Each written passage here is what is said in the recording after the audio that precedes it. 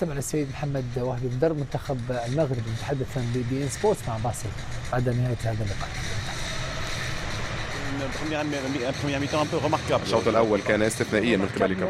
استثنائي كلا، كانت هذه الخطة نحن فعلنا ذلك سابقا، فعلناها أمام النرويج وفي العديد من المرات قمنا بالأشياء كما يجب وكما خططنا لها، ولكن بالتأكيد أنا واجهت كارلو أنشيلوتي، لذا الأمر ليس بسيطا بالمرة. في الشوط الثاني أراد أن يؤخر قليلا، ربما نظر لكي يبحث عن الثنائيات في الأروقة. حاولنا أن نتأقلم مباشرة كي نحاول أن نمنعهم من هذه المواجهات المباشرة للاعبين مثل فينيسيوس أو رافينيا. يجب أن يكون هناك لاعبان ضد لاعب كي نحميهم، وبالتأكيد المزراوي وجاب كانوا رائعين وحكيمي كذلك، ولكننا تأقلمنا مع تغييرات الخصم. كان هناك فترات كنا فيها بتكتل متأخر أغلقنا فيها المساحات في الدفاع وتركنا بعض المساحات في الدفاع، وعندما تقدمنا فعلا حاولنا. الهدف لم يكن أن ندافع 90 دقيقة. مباراة جيدة ومقنعة. المباراة القادمة أمام اسكتلندا بالتأكيد ستواصلون على نفس المنوال للحصول على النقاط الثلاث هذه المرة.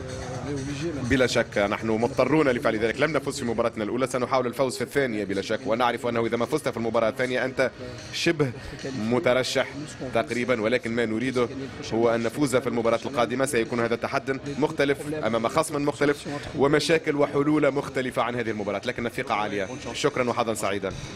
كان معنا محمد وي مدرب المنتخب المغربي. نعود مشاهدينا الكرام وعشاق الساحرة المستديرة أينما كنتم، مرحبا بكم في فيديو جديد. إذا كنت أول مرة تشاهد فيديوهاتي على اليوتيوب فلا تنسى الاشتراك في القناة وتفعيل زر الجرس كي تتوصل بكل جديد على قناتنا فاكس برو، قناة مختصة في ملخصات وأهداف كرة القدم للفرق الوطنية وكذا تحركات محترفين المغاربة.